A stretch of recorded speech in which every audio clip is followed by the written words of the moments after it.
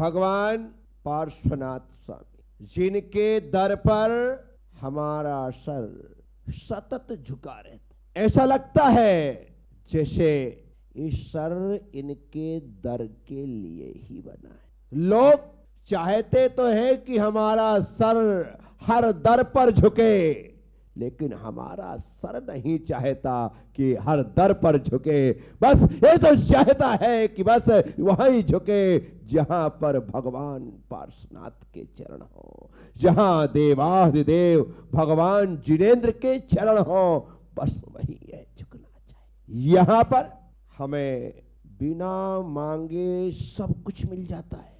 हमें यहां पर बिना मांगे सब कुछ मिल जाता है, और बिना मांगे मिले वही मिलना कहलाता है। मांग करके लिया तो क्या लिया?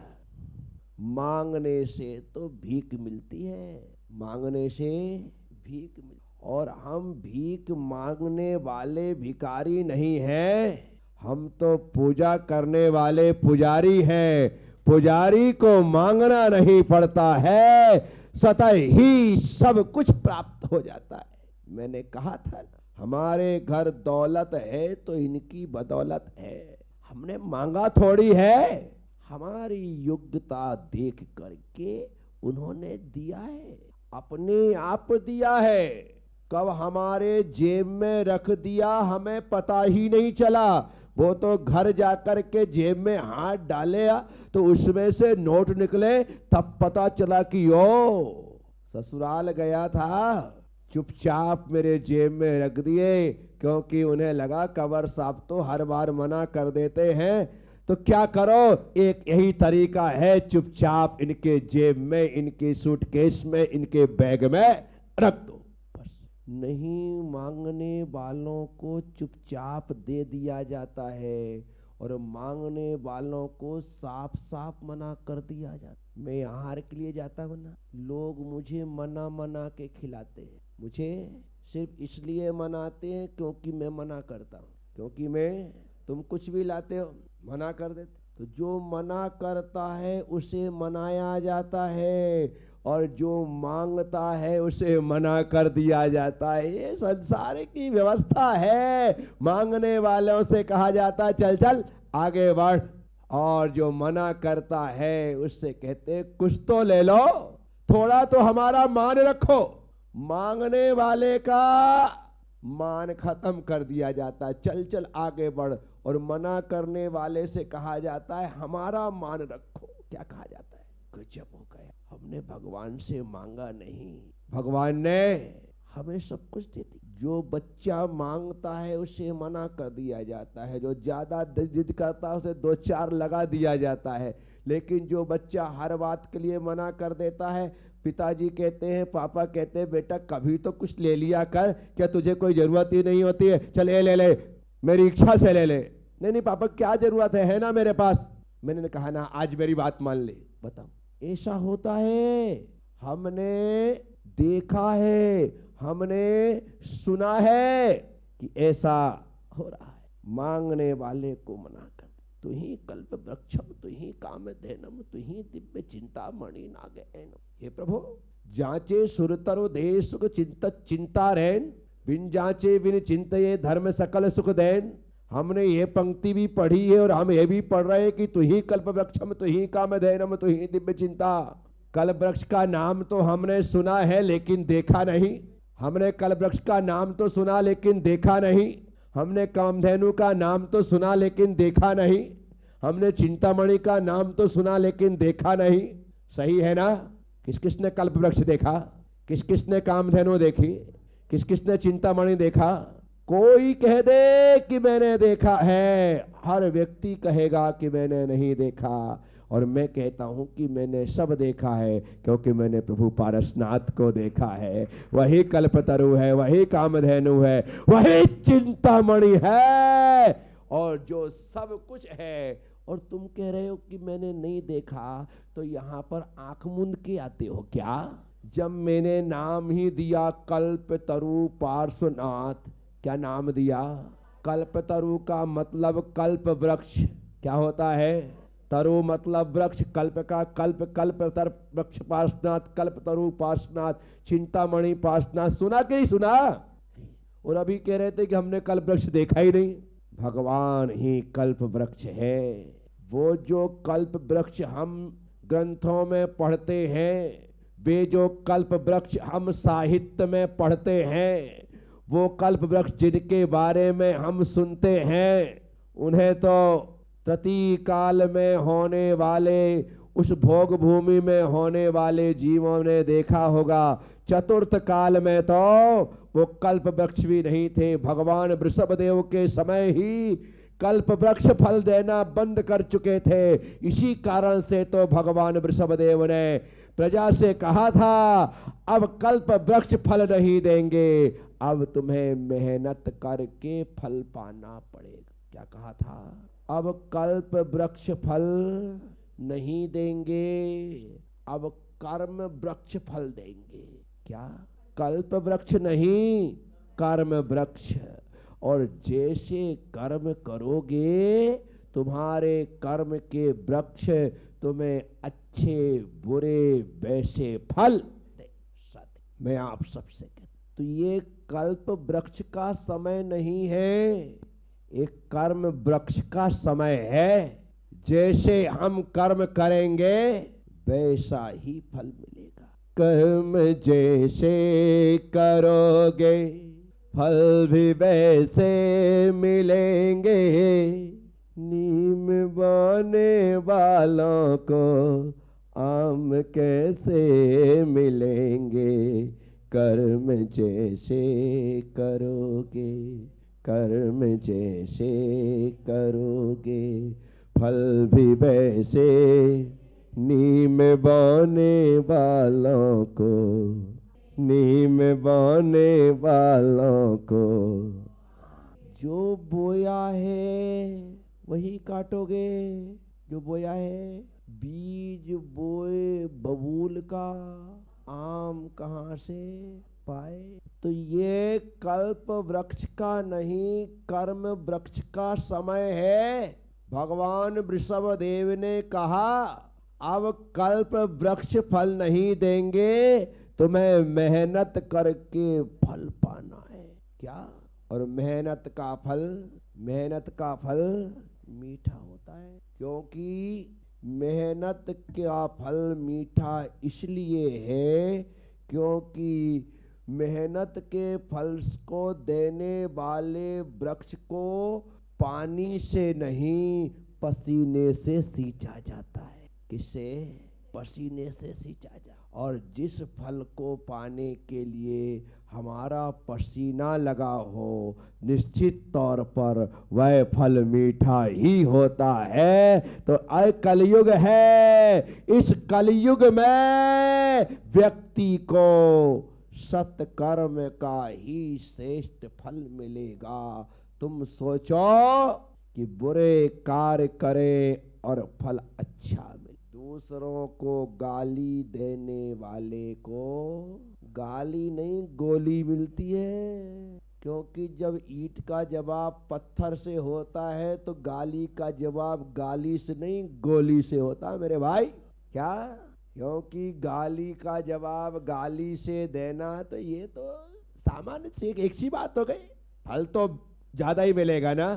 एक बीज बोने के बाद 1000 बीज मिलते हैं। एक बीज बोने के बाद 1000 बीज मिलते हैं। हाँ, बो करके देखो, क्यारी में एक चने का दाना डाल देना, कितने दाने आएंगे? चने का तो छोड़ो, एक सरसों का दाना डाल देना, और जब सरसों का पौधा 3 महीने में इतना बड़ा होगा और उसमें फलियां लगेंगी तो दाने गिरने में थक जाओगे। एक पौधे की बात कर रहा हूं। तो ईंट का जवाब पत्थर से, गाली का जवाब गोली से। तो हम जैसा करेंगे वैसा फल हमें प्राप्त होगा। अच्छा करो अच्छा होगा, बुरा करोगे बुरा होगा, ये निश्चित है। और लोग इस बात को समझने के बाद भी यदि अपने कर्मों में सुधार नहीं लाते हैं तो कोई भी आपके भविष्य को नहीं सुधार सकता। जो वर्तमान के कर्मों को सुधार लेता है उसका भविष्य अपने आप सुधर जाता है। आज सुधारो, कल सुधरेगा, क्योंकि आज का संबंध कल से है। आज का संबंध कल से है। यदि आज का संबंध कल से नहीं होता तो कल आज बन करके नहीं आता। कल आज बन करके नहीं आता। आज का संबंध कल से नहीं होता तो आज कल नहीं बनता। ज्वाइंट है, सिर्फ संज्ञाएं हैं। बीते हुए कल को अतीत कहा जाता है, आने वाले कल को अनागत कहा जाता है और आज को वर्तमान कहा जाता है। लेकिन तीनों ज्वाइंट हैं, जुड़े हुए। आज अच्छा होगा तो कल निश्चित तौर पर अच्छा होगा। जो लोग पूरे महीने मन लगा करके अच्छे से काम करते हैं उन्हें बराबर तरीके से मालिक पूरी सैलरी देता है। उससे खुश होकर के दिवाली आदि पर बोनस देता है अच्छे काम करने। जो ज्यादा ही अच्छा काम करता है उसे ज्यादा ही अच्छा मिलता है। पूछ लेना है आप मालिकों से और उन कर्मचारियों से, उन्हें प्राप्त। तो जो कुछ भी मिलेगा मेरे कर्मों की बदौलत ही मिले, इसलिए कर्मों में परिवर्तन। तो आज की तारीख में कोई कल्प वृक्ष नहीं है, ऐसी कोई कामधेनु गाय नहीं है, ऐसा कोई चिंतामणि रत्न नहीं है जिसे सामने रख लेने मात्र से, उससे मांग लेने मात्र से हमारी सारी मुरादें पूरी हो जाती हों। ऐसा कुछ भी नहीं है। और यदि साक्षात कल्प वृक्ष कोई है, कामधेनु कोई है, चिंतामणि कोई है तो वो भगवान पार्श्वनाथ ही है। हमें उनके पास खड़े होकर के प्रार्थना करना है, वो आपकी मुरादें पूरी करे, आपकी इच्छाएं पूरी करेगा। मांगना है तो यहाँ पर यही कल्प वृक्ष है। तो ही कल्प वृक्षम तो ही कामधेनु।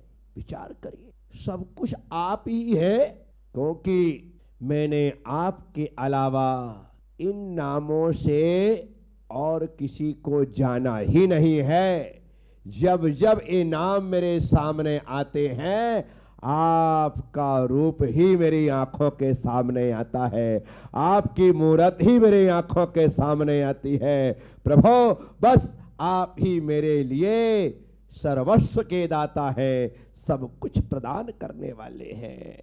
आपके प्रति मैं अहोभाव से भरा हुआ हूं। तो भगवान ने देने में कोई कसर नहीं छोड़ी है। कसर रही है तो हमारी तरफ से, हम ही लेने में कमजोर पड़ गए। हमने ही कहा कि नहीं आज तो नहीं हो पाएगा, मैं कल आता हूं, आज तो मेरे पास कोई साधन नहीं है, साधन लेकर के आता हूं। इतना तुमने कहा, गए। लाइन में लगा हुआ व्यक्ति, चाहे वो रेलवे की टिकट की लाइन पर हो, बस स्टैंड की लाइन पर हो, टॉकीज की लाइन पर हो, राशन की लाइन पर हो, कहीं भी लाइन में लगा हो, और वो खिड़की के पास पहुंच गया, सामने वाले ने आपसे मांगा, पैसे मांगे, आपका आधार कार्ड मांगा, आपकी आइडेंटिटी मांगी, आपने जेब में हाथ डाला, ओ मैं अभी लेके आया, और जैसे ही आप लाइन से यूं हटे, अब तुम्हारा नंबर 101, और जब तक तुम्हारा नंबर आएगा उनका लंच टाइम हो जाएगा। सीधे 1 बजेंगे, क्या होंगे? जब उनका लंच टाइम हो जाएगा तुमको लगेगा 1 से 2 बंद रहेगा, अब मैं भी कुछ खा पी के आ जाऊं। तुम्हारे दिमाग में कब आया? 1:45 बजे। कब आया? 1:45 बजे तुम्हारे दिमाग में आया, यार अभी तो खुलने वाला नहीं, चलो मैं कुछ लेकर, और 1:45 बजे तुम फिर निकल गए। और निकलने के बाद बाहर जाकर के तुमने कुछ खाया, तब तक 2:30 बज गए थे, तब तक खिड़की खुल चुकी थी, तुम्हारा नंबर बोलो है फिर पीछे। इसीलिए मैं आप सबसे कह रहा हूं, भगवान के द्वार पर, भगवान के चरणों में आने के पश्चात, यहां पर खड़े हो जाने के बाद, लाइन में लग जाने के बाद, ना जाने कब हमारे पांव में खुजली चल जाती है, ना जाने कब हमारे दिमाग में कोई बात आ जाती है, ना जाने अचानक किसका फोन आ जाता है, ना जाने अचानक हमें कहीं बाहर जाने लग जाता है, और जैसे ही मिलने वाला होता है हम बाहर हो जाते हैं। ऐसे एक बार नहीं, अनेकों बार ऐसा हुआ है। उसी का परिणाम है कि हम संसार में भटक रहे हैं, चक्कर लगा रहे हैं, राउंड लगा रहे हैं, घूम रहे हैं। अवसर आता है उसी टाइम पर जैसी भक्ते हैं हम पीछे हो जाते। कितना समय हमने ऐसे गुजार दिया। मैं आपसे कहता हूं कि ऐसी गलती बिल्कुल मत करना। जब भी लाइन में लगना, लाइन में लगने के पहले बराबर पूरे चीज साथ लेकर के जाना है। आधार कार्ड साथ लेकर के जाना, आपको जो जो चीज लगती है वो लेकर के जाना, रुपया पैसा लेकर के जाना, सब लेकर के जाना, ताकि जैसे ही आपका नंबर आए आप कहो लो मुझे टिकट दो और मैं ये चला तो मजा है। और उस समय लेकर के आता हूं, लेकर के आता हूं, लेकर के आता हूं, तो हमने तो कितनी जिंदगी गुजार दी, कितने जन्म गुजार। तू ही कल्प वृक्षम, तू ही कामधेनुम, तू ही दिव्य चिंतामणि, पशु नरक की दुख ते तो छुड़ावे। क्या कह रहे ये प्रभु, आप ही हो जो नरक, पशु अर्थात त्रियंच गति, नरक मतलब नरक गति, पशु गति और नरक गति, त्रियंच गति और नरक गति के दुख से यदि कोई छुड़ाता है तो इकलौता तुम है। सम्मेद शिखर जी की यात्रा करने के लिए लोग जाते हैं ना, क्योंकि सम्मेद शिखर का महात्म्य है, भाव सहित बंधे जो कोई ताही नरक पशु गति। यहाँ भी यही कह रहे हैं प्रभु पार्श्वनाथ, वहां भी भगवान पार्श्वनाथ की टोंक के दर्शन के लिए लोग जा रहे हैं, तो कहते हैं पशु नरक के दुख तेतु छुड़ावे।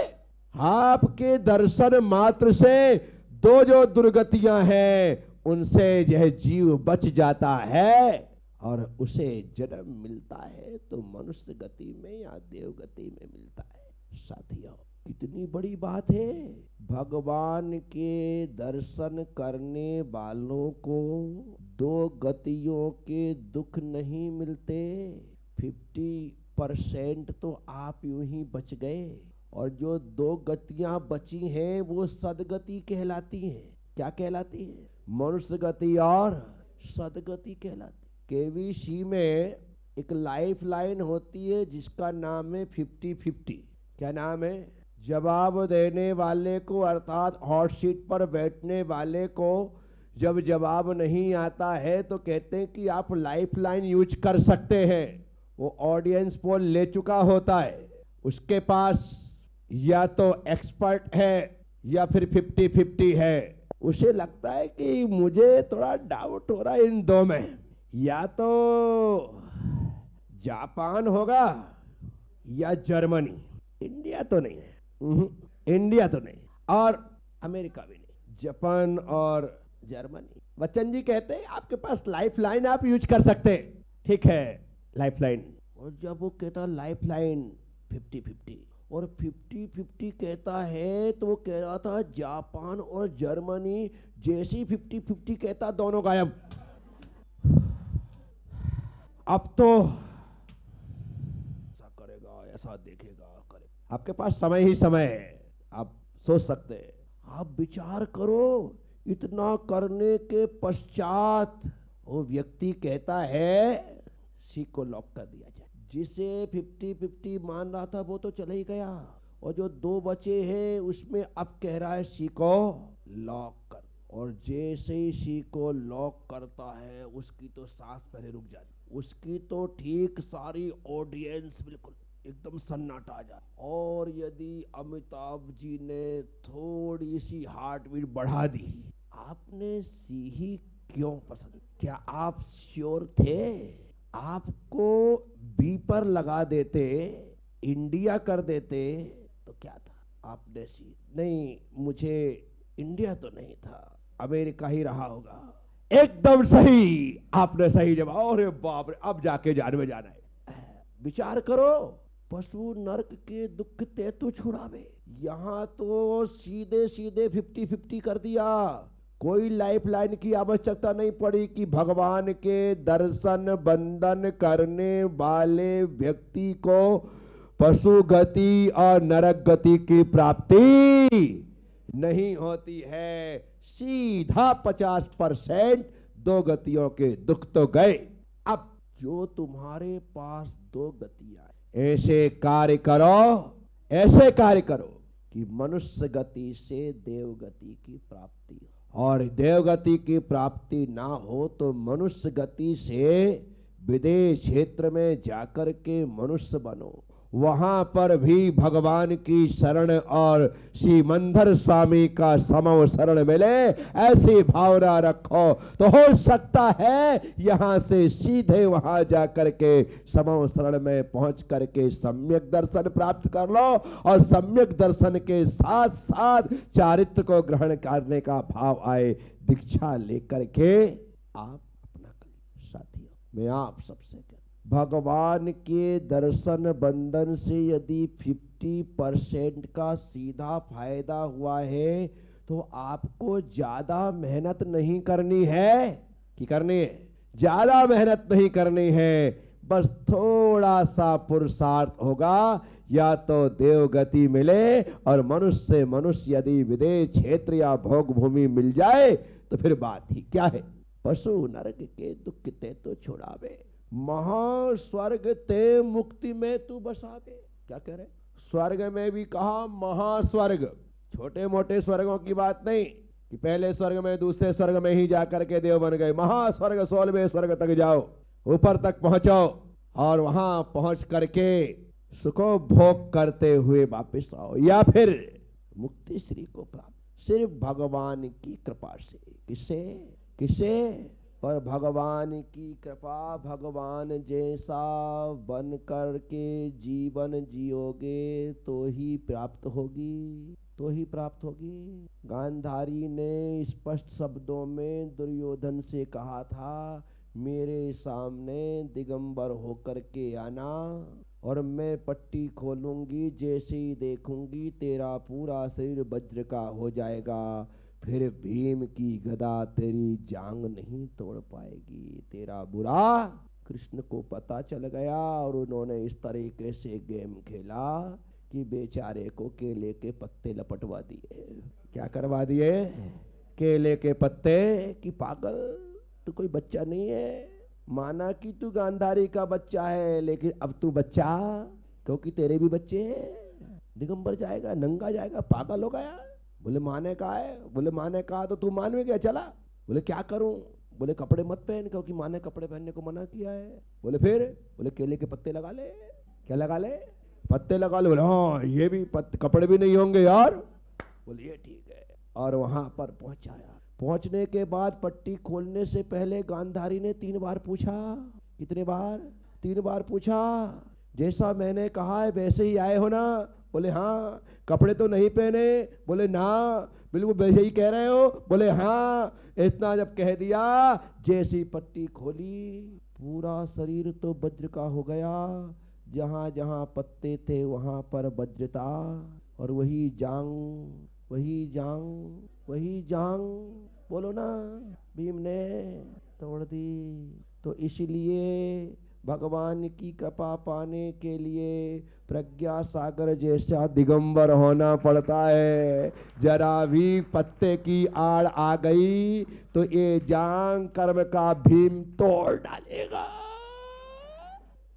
पूरी कृपा सिर्फ मैं हूं कि मुझ पर भगवान कल्पतरु पार्श्वनाथ की यहाँ से यहाँ तक दृष्टि पड़ती है, वो मुझे पूरा देख लेते हैं और मेरा शरीर वज्र का हो जाता है। मैं आप सबसे कहता हूं भगवान की दृष्टि हम पर हो। साथियों, इसीलिए तो दिगंबर परंपरा में कहा दिगंबर अवस्था से ही मोक्ष है, क्योंकि उनकी दृष्टि हम पर पड़ेगी तब जाकर के वो कर्म नष्ट हो सकेंगे। अभी आरिका के पद पे, छुल्लिका के पद पर वस्त्रों के साथ, क्योंकि इनकी दृष्टि भगवान की इन पर पड़ती तो है, लेकिन खाली इतने से मुखड़े पर है। कितने पर, इतने से मुखड़े पर। इतना मुखड़ा तो हो जाता है वज्र का, लेकिन बाकी, इसीलिए कर्म को काटने की ताकत नहीं आती।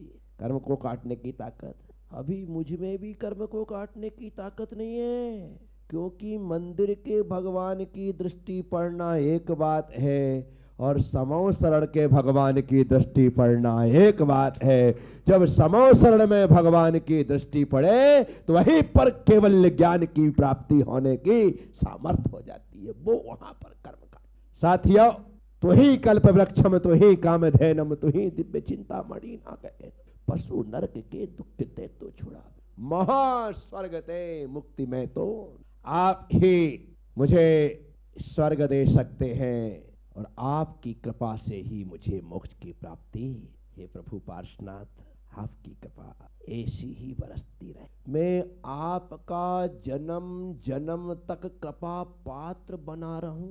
जैसी कृपा इस जन्म में की है, वैसी ही कृपा अगले हर जन्म में करना। और जब तक मुझे मुक्ति की प्राप्ति ना हो, अपनी कृपा कम मत करना।